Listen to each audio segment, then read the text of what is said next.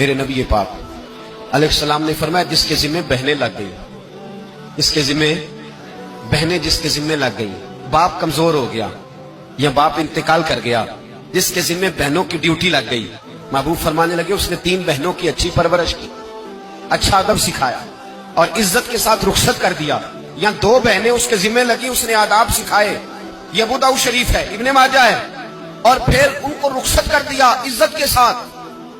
پھر ایک مقام پہ فرمایا چلو ایک بہن ہی اس کے ذمہ لگی تھی، اس نے ادب سکھائے، آداب سکھائے، عزت سے رخصت کیا، حضور کیا ملے گا؟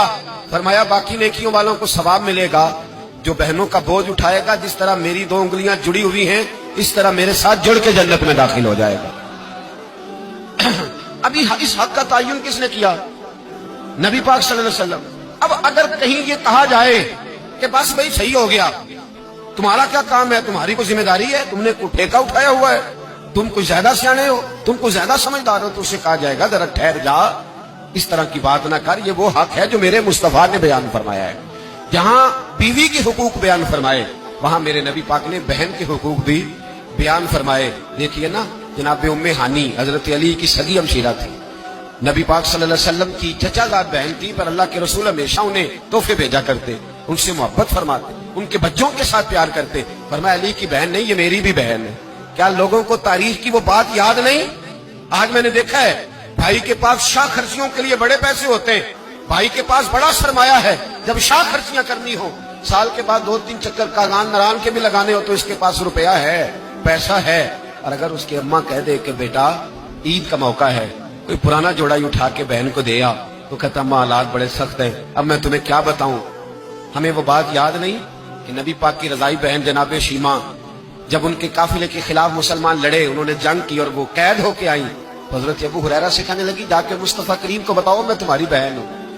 حضرت ابو ہریرہ کہتے میں بی بی کا پرانا دوپٹہ دیکھتا، اس کی کیفیات دیکھتا، پھر جملے دیکھتا، مجھے سمجھ نہ آتی، تو میں نے جا کے حضور سے کہا کوئی شیمہ نام کی بی بی ہے، تو کہتے ہیں ابھی میں نے جملے بھی پورے ادا نہیں کیے، نبی پاک ممبر سے اٹھ کے کھڑے ہو گئے اور رسول پاک کی چادر مبارک ممبر پہ رہ گئی، محبوب اٹھ کے گئے اور پھر جناب شیمہ کو گھر لے گئے اور پھر فرمایا عائشہ کو بلاؤ، فاطمہ کو بلاؤ، سودا رفسہ کو بلاؤ، ان سب سے کہو آؤ دیکھو میری بہن میرے گھر میں آئی۔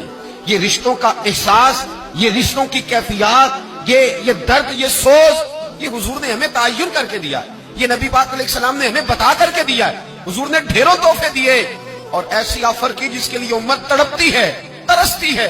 حضور نے فرمایا شیمہ اگر تو پسند کرے تو تیرے لیے مدینے میں مکان نہ بنا دوں، اگر تو کہے تو یہاں تیرے لیے مکان نہ بنا دوں، جہاں 70,000 فرشتے روز سلامی دینے آتے یہاں تیری پکی رہائش نہ کر دوں۔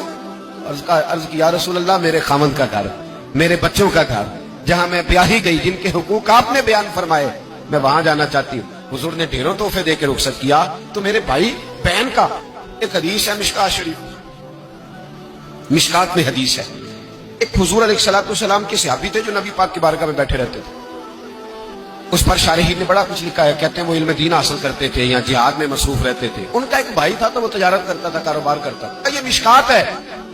ایک دن آ کے عرض کرنے لگے یا رسول اللہ صلی اللہ علیہ وسلم اسے سمجھائے کوئی کام بھی کرے، آپ کے پاس بیٹھا رہتا ہے، ڈیوٹی ساری میں کرتا ہوں۔ تو محبوب فرمانے لگے خاموش ہو جا، ہو سکتا ہے رب کریم جو تجھے رزق دے رہا ہے وہ بھی اس کی برکت سے عطا فرما رہا ہے، اس کے نصیب کا اللہ تجھے دے رہا ہے، ہو سکتا ہے اس کے توسل سے، پتہ نہیں اللہ کس کی وجہ سے دے رہا ہے، کس کے حصے کا تیرے گھر بھیج دیتا ہے۔ امام حسن رضی اللہ تعالیٰ عنہ جب کسی شخص کو کچھ دینے جایا کرتے تھے تو فرماتے تھے بھائی یہ نصیب تیرا تھا، اللہ نے میرے گھر بھیج کے میری ڈیوٹی لگائی تھی کہ میں تجھ تک پہنچا دوں، میں نہیں لے کے آیا، نصیب تیرا ہی تھا، میرے ذمہ لگا تھا کہ چلو میں بھیج دوں۔ تو یاد رکھیے گا اگر کچھ جگہوں پہ ہمیں حقوق ادا کرنے پڑتے ہیں، کسی مالدار بھائی کو کسی غریب کا خیال رکھنا پڑ ہی جاتا ہے، تو مہربانی کرے وہ خیال کرے۔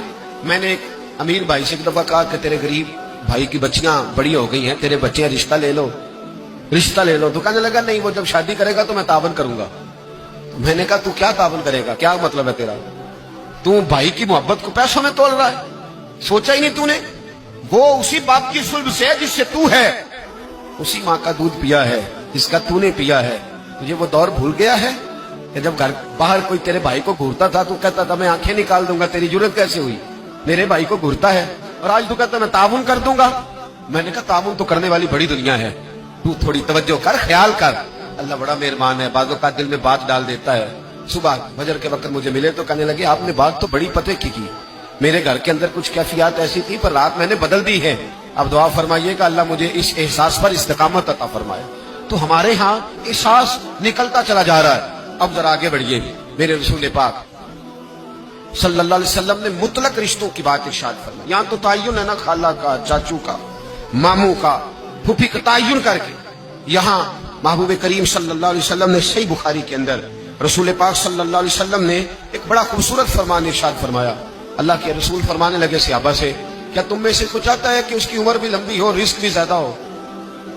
اور اگر میں یہ سوال عورتوں سے کروں نا، خواتین سے کروں کہ کیا تم چاہتی ہو کہ تمہارے خاوند کے پاس پیسے بھی زیادہ ہوں، عمر بھی لمبی ہو؟ تو میرا خیال ہے ایک خاتون بھی ایسی نہیں ملے گی جو کہے کہ نہیں میں نہیں چاہتی. ساری کہے گی کہ ہمارا دل کرتا ہے کہ ہمارے گھر کے اندر رزق بھی زیادہ ہو، اور اللہ تبارک و تعالیٰ نے جس کو میرے سر کا سایہ بنایا وہ قائم بھی رہے. ہر خاتون یہ دعا مانگے گی. اب یہ صحیح بخاری ہے تو پھر وہ والا وظیفہ پڑھ لیں جو نبی پاک نے بیان فرمایا. نبی پاک علیہ السلام نے فرمایا کیا تم میں سے کوئی چاہتا ہے عمر لمبی ہو، رزق زیادہ ہو؟ صحابہ عرض کرنے لگے حضور سارے چاہتے ہیں، یہ صحیح بخاری ہے. تو محبوب فرمانے لگے پھر وظیفہ سنو، اپنے رشتہ داروں کے ساتھ اچھا سلوک کرو، اللہ تمہاری عمر بھی لمبی فرما دے گا، رزق میں اضافہ بھی فرما دے گا. رشتہ داروں سے اچھا سلوک کرو، صلہ رحمی کرو، ان کا خیال کرو. اگر غریب ہے تو ان کی مدد کرو.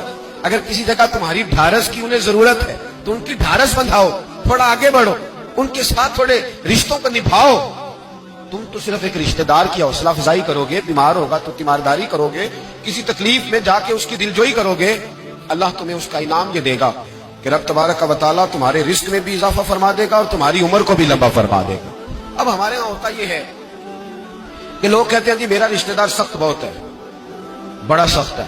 دنیا میں سب سے سخت رشتہ دار میرے نبی پاک کو ملے تھے. سب سے سخت رشتہ دار، سخت رشتہ دار، ایسے رشتہ دار کہ جو تلواریں لے کے آ گئے شہید کرنے کو، اور ایسے رشتہ دار جو بدر کی جنگ تک تلواریں لے کے آتے رہے، اور ایسے رشتہ دار جو فتح مکہ تک تلواریں لے کے آتے رہے.